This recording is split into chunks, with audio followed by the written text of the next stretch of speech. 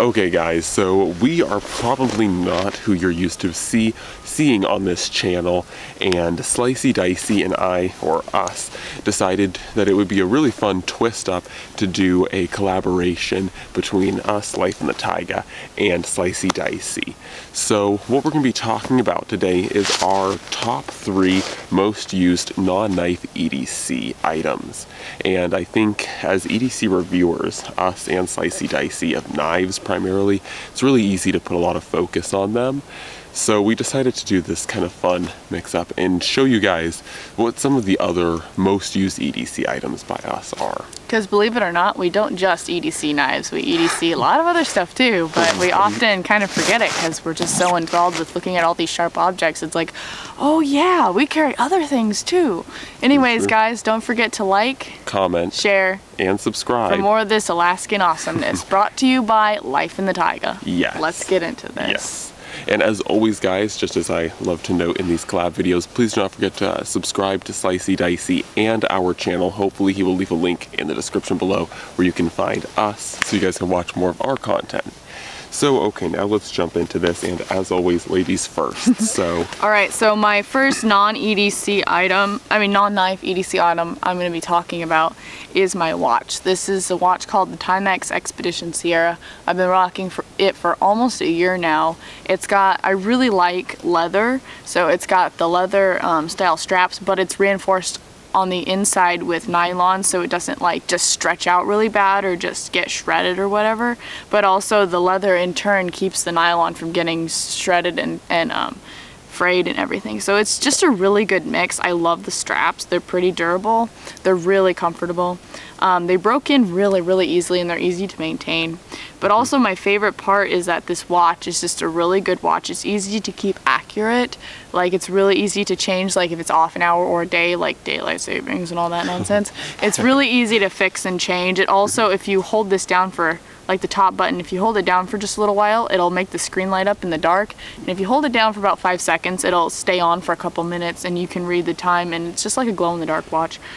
It's really cool, and you can always see the hour hand and stuff because the hour hands constantly glow in the dark. It's a really good watch. Hour and minute hand. And I really like it. I've been, like I said, wearing it every day for almost a year. So. Yeah, it's actually, and I have to say, as like I tend to handle the comments a little bit more on our channel, and I get tons of people like always rolling in on videos, especially her EDCs, like, what is that watch? I want that watch. This watch is actually pretty hard to find nowadays because it was actually his watch before it was mine. Then he got a Seiko, so he gave me this one. I was like, cool, the watch. So I started using it, and I actually use it more than like looking at a phone for a time. I'd rather just look at my wrist. Well, it's instant. It is. It's much more. It's much better than dealing with a stupid phone. But Timex actually discontinued that timepiece, so it's a little bit hard to find. I don't know why it did, but that's okay. Right? It's so a great cool watch. Anyways, we'll stop talking about the watch and get over to my next, or my first of the 3, and that is a flashlight. And this here is a Mech Army SPX 10 flashlight, and really ever since I got it, I've really loved using this light in particular. And of course, here in Alaska, when it's dark like over half of the year, it's very dark for most of the time, for about 6 months out of the year, it is really nice to have a good, powerful flashlight that's very bright. And one of the things that I love about the SPX 10 is its mode selection is very easy, it's very positive, and unlike with the Innova T2 or the ProTac 2L, they kind of are a little bit hard to switch. But now that I've kind of just a little bit teased hers, she can show you her next piece. Okay, so my next piece is also a flashlight because, again, Alaska is very dark during the winter time, but also it's not just that. It's like when you're out adventuring, you want to have a flashlight. Yeah. When you're out looking for cash under the furniture, you want to have a flashlight. Right. This is the Innova T2. It's just a step down from that one, but it's a step up from my old flashlight, which was a Streamlight ProTac 2L. This is the Innova T2. It's a really good flashlight. Also, it's not as high-tech and heavy-duty as this one, but it's good enough for me. It's simple, it's easy to use, it's got a really good beam. I haven't had to change the batteries in it so far. Got a good pocket clip. I generally rock this quite often. I don't usually wear jeans, I usually wear Carhartts like this, but even if I'm wearing jeans, I can also carry a flashlight flashlights are always a good idea, no matter where you are, no matter who you are, no matter what you do. Yeah, it's true. And these two are really good flashlights. Now this is really techy. You can actually put it on a charger and charge it. Yeah. This, you just need to change the batteries every now and then, but the batteries last really well. And it's a little bit longer and thinner than his, but his is, again, a little bit more high-tech. Mine's just a little bit toned down, which is good for me because I don't really like techie stuff. One thing, though, I do want to note, and things I always liked about the T2, is the grip. Like, it's kind of like a frag grenade kind of grip. It really grips up nicely. It does. You're not going to drop this thing at all. This one, I kind of wish had as much grip as that one, but it works. Both are really good flashlights. So while she's putting that away, my next one I use quite a bit because it's like, I didn't used to use this a whole lot, but now as life changes and stuff, I have to fill out a lot of paperwork. So Paperwork sucks. Right. So not too surprisingly, my next one is a Maritac Embassy. This is a full brass pen, but it is a pen ultimately. Show them the lid and too. yeah, this is this, and aside from the clip, this thing is completely made, and of course the ink cartridge is completely made out of brass. It's a really sturdy, kind of heavy pen. And I like how it just like untwists. Yeah. But also not just for like paperwork and stuff, it's a good outdoor pen. It's not going to get like water in it, it's not going to get ruined, it's not going to get bent to pieces. If you drop it, it's bright enough, you're going to find it. It's good for like if you're journaling, because I'm a writer.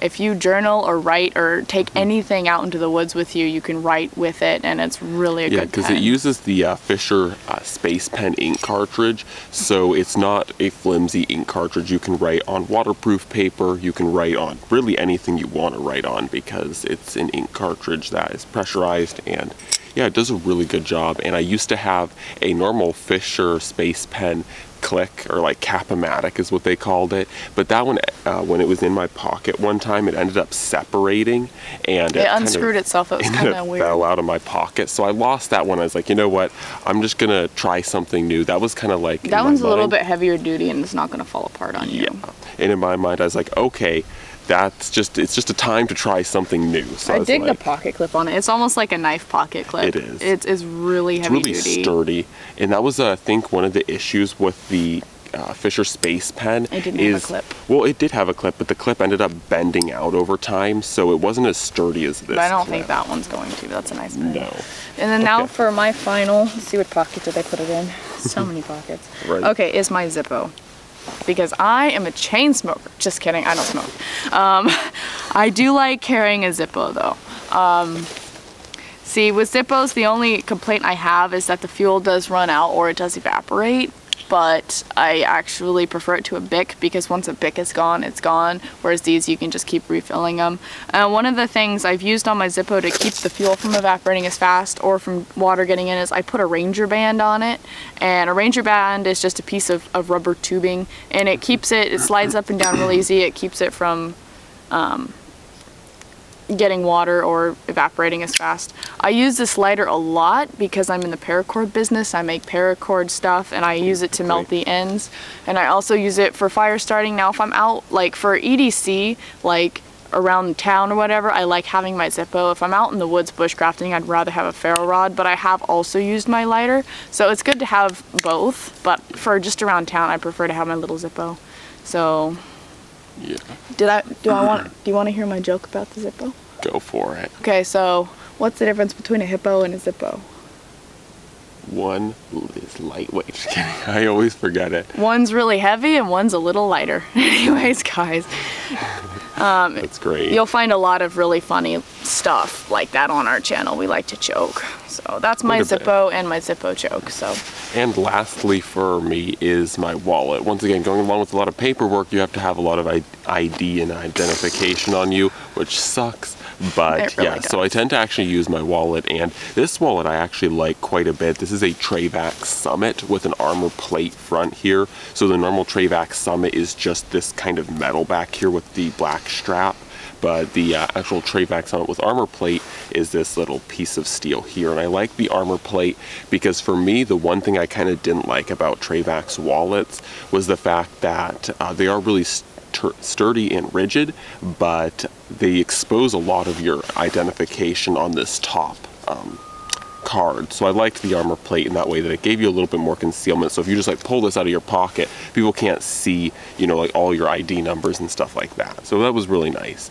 And overall, this has been a really nice wallet. I actually upgraded from, what was it? The recycled firefighter sergeant, I think it was. It's their slim wallet, and that one over the years it just kind of bent out so that like if you took one card out, like all of them would fall out. That was kind of funny. It was still a good wallet. It still is. It was easy to find. It was bright yellow, and we were out on the trail. Bright green one. Oh, well, both of them. Anyways, there was a bright green one, bright yellow one, and he lost the bright yellow one, and it was easy to find because it was bright yellow. He lost it out in the woods, and I found it, so. True facts. That was a fun story. I'm not going to get into that today. That was too long to tell right now.